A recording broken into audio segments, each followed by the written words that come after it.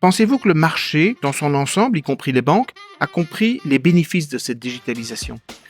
De plus en plus, les organismes de réglementation et les organisations internationales reconnaissent la validité juridique des EBL. Le guichet unique national du commerce extérieur Portnet joue un rôle crucial dans la dématérialisation, la digitalisation. MSC a toujours opté pour la digitalisation. C'était Welcome to Trade Finance Talks, your go-to trade, treasury and payments podcast, brought to you by TFG. Bonjour, mon nom est André Kasserman, je suis membre du board de ITFAL, l'Association internationale du trade finance, et je suis ici à la conférence organisée par la BERD à Casablanca. Le thème de la conférence est la digitalisation du trade finance. Ravi d'organiser ce podcast avec Trade Finance Global et d'avoir avec moi des experts qui ont partagé leur expérience de la digitalisation du trade au Maroc. Première question pour toi, Shona. L'adoption de la loi modèle de la CNUTSI, MLETR, par le marché nécessite beaucoup de travail juridique au niveau national. Comment est-ce que la BERD peut aider les différents pays, comme le Maroc, à mener ces changements législatifs? Adopter la M-lettre pour des pays comme le Maroc demande beaucoup de travail juridique. La BERD peut donner un coup de main de plusieurs façons. Nous pouvons fournir de l'aide technique et des conseils juridiques pour aider les législateurs à comprendre et à intégrer la M-lettre dans leur loi. Ça peut passer par des ateliers, des séminaires et des formations pour les décideurs politiques et les pros du droit. Nous pouvons examiner les lois actuelles pour repérer les différences avec la M-lettre. Cela aide à identifier les changements nécessaires à planifier leur mise en œuvre. On peut aider à écrire de nouvelles lois ou à modifier les lois existantes pour qu'elles soient conformes à la M-lettre, tout en restant adaptées au contexte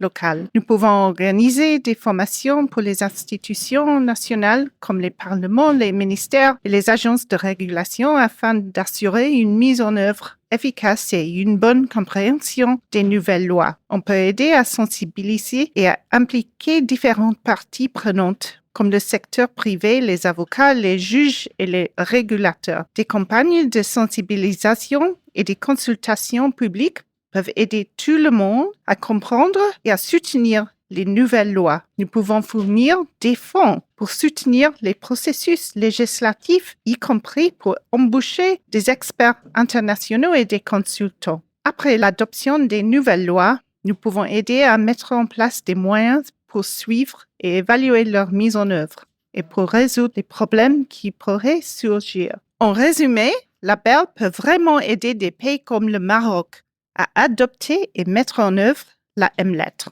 Merci Shona. Mohamed, une question pour vous. Vous êtes Managing Director chez MSC Maroc. Pourriez-vous expliquer le rôle justement de MSC Maroc dans le commerce international et comment MSC numérise les connaissances maritimes aujourd'hui? Tout d'abord, je vous remercie pour cette entrevue et puis je voudrais juste dire que MSC a toujours opté pour la digitalisation. C'était un souhait depuis très longtemps. Aujourd'hui, la digitalisation n'est plus un souhait, mais plutôt un must, dans le sens où d'abord, ses clients lui réclament. Deuxièmement, et au vu des changements qui vont s'opérer à l'avenir, elle est en position aujourd'hui où elle est en disant aujourd'hui, elle doit absolument opérer ce changement le plus rapidement possible. Vu l'augmentation de la population mondiale dans les années à venir, et donc de la consommation, et donc des flux, bien sûr, commerciaux qui vont augmenter dans le monde. Le IBL, aujourd'hui, est un objectif fixé à horizon 2030, non seulement par MSC, mais toutefois, il serait judicieux de stipuler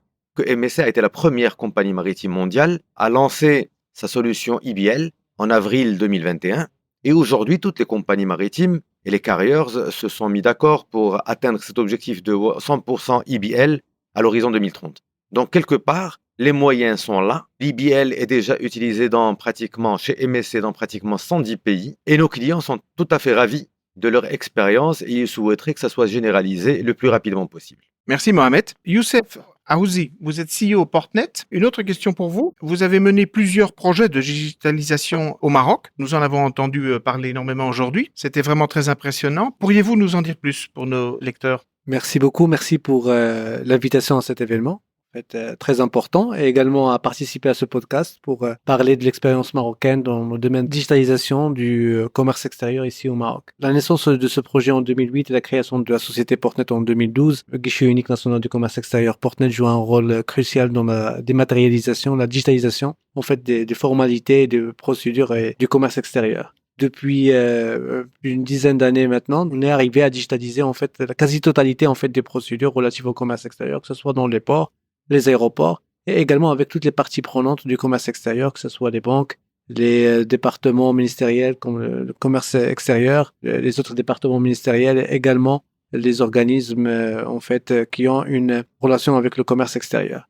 Donc la plateforme maintenant est utilisée par des milliers d'utilisateurs, donc plus de 60 000 entreprises, dont que ceux qui sont actifs et réguliers ont à peu près 30 à 40 000 entreprises, avec bien sûr tous les acteurs du commerce extérieur, que ce soit les intermédiaires, donc les agents maritimes et transitaires, et également les administrations, que ce soit les douanes, le ministère du Commerce et de l'Industrie, où nous offrons une centaine de services digitaux à nos clients, et c'est-à-dire jour après jour, on étoffe ces services-là, on les améliore pour que l'expérience des entreprises marocaines dans le commerce extérieur soit la plus fluide, la plus simple, et qu'il y a une valeur ajoutée qui leur est proposée à travers l'accélération de leurs procédures, diminuer les coûts et diminuer l'incertitude pour les entreprises pour améliorer leur compétitivité dans le commerce extérieur. Merci. Je reviens vers vous, Mohamed. En ce qui concerne les ambitions des consortiums tels que DCSA et BIMCO, qui représentent donc les transporteurs, ils ont donc mentionné des ambitions d'ici 2030 qui semblent encourageantes pour la digitalisation des connaissements maritimes. Pensez-vous que le marché, dans son ensemble, y compris les banques, a compris les bénéfices de cette digitalisation? C'est très simple. Que ce soit la DCSA ou la BIMCO, qui regroupe tous les armateurs ou tous les grands armateurs du monde, ont clairement affiché cette ambition. Mais toutes ces compagnies maritimes évoluent dans un écosystème. Dans ce système-là, ou dans cet environnement, plusieurs intervenants s'y retrouvent. Et donc, aujourd'hui, atteindre l'objectif de 2030, c'est l'affaire de tout le monde. Je profite de ma présence dans ce panel pour un petit peu insister auprès des banques, parce que les solutions sont là, les plateformes sont là. Disons, l'objectif recherché par les deux organisations que vous avez citées est clairement d'avoir une interopérabilité des plateformes pour que, bien sûr, pour que ça soit au bénéfice des usagers et des utilisateurs. Ce qui est certain, c'est que les banques devraient aujourd'hui s'inscrire et rapidement dans cet esprit parce que ça n'est plus un choix, comme je l'ai tout à l'heure dit, mais il faudrait bien sûr faire attention à ne pas se heurter à des soucis juridiques. Donc les lois doivent suivre rapidement pour que les banques soient le vecteur le plus important de ce changement. Hey, enjoying this podcast? Hit that follow button for more. Done? Let's get back to it. Quelle est votre vue sur ces ambitions, Youssef?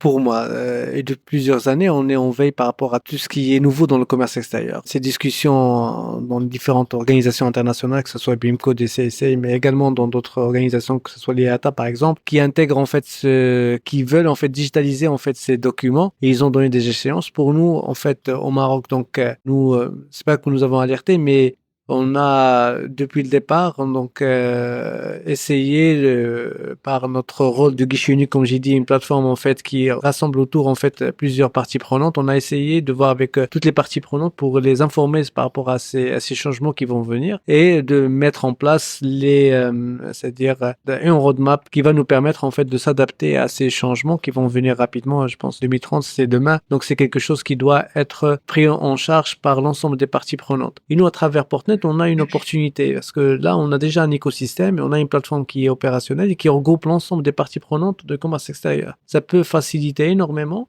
la mise en place de gérer un aspect qui est très important dans cet aspect-là. Il y aura plusieurs plateformes qui vont se mettre dans le marché pour digitaliser ces bill of lading par exemple. Donc, il faudrait avoir quelque part une plateforme qui va pouvoir faire l'interopérabilité.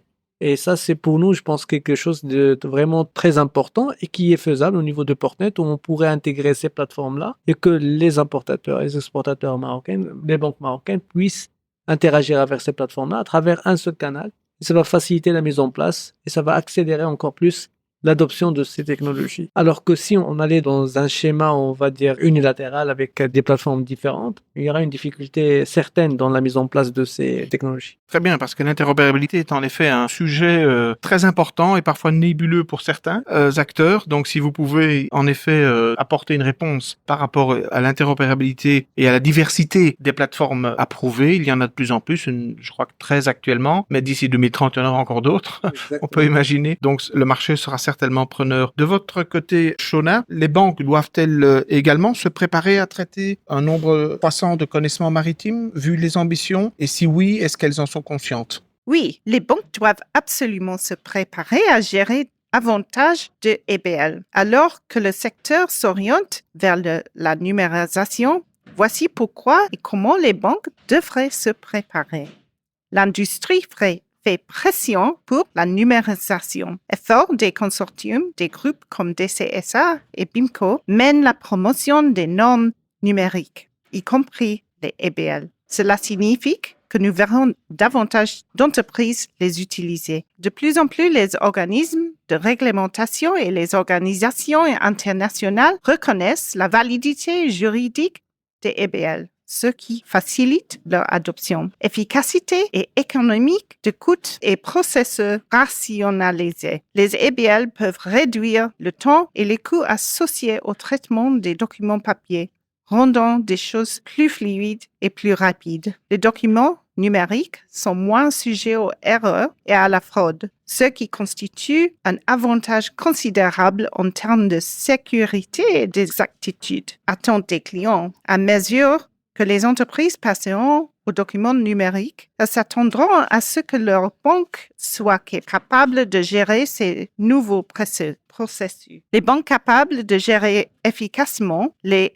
EBL auront une longueur d'avance pour attirer et fidéliser leurs clients. Les banques peuvent se préparer par investissement dans la technologie. Les banques devraient investir dans une infrastructure numérique solide pour gérer en toute sécurité les EBL et s'intégrer aux plateformes de financement du commerce. L'exploration de la technologie blockchain et DLT peut ajouter des couches supplémentaires de sécurité et de transparence. Mettre en place des programmes de formation pour enseigner au personnel les EBL leurs avantages et comment les gérer, embaucher des spécialistes, envisager de faire appel à des experts en financement du commerce numérique et en technologie blockchain. Améliorer la cybersécurité. Les banques doivent s'assurer que les systèmes gérant le EBL disposent d'une cybersécurité de premier ordre pour se protéger contre les violations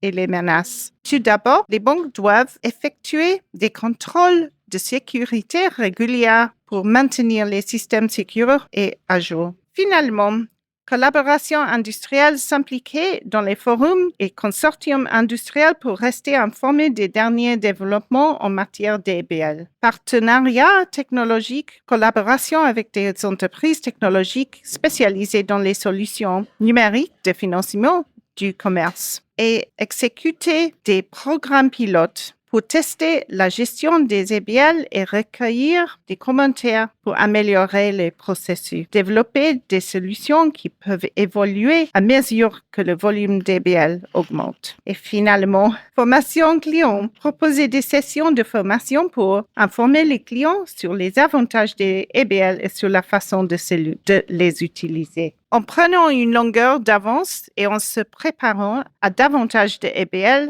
les banques peuvent rationaliser leurs opérations, répondre aux attentes des clients et se positionner en tant que leader dans le monde en évolution du financement du commerce. Merci Youssef, Mohamed et Shona pour vos réponses. Et voyons comment le marché continue de se développer. Mais en tout cas, j'ai été personnellement très impressionné par déjà tout ce qui a été fait sur le marché et la volonté du marché, suite à l'intervention du ministère, de mener à bien ce projet dans les temps, en tout cas à court terme. Très impressionné.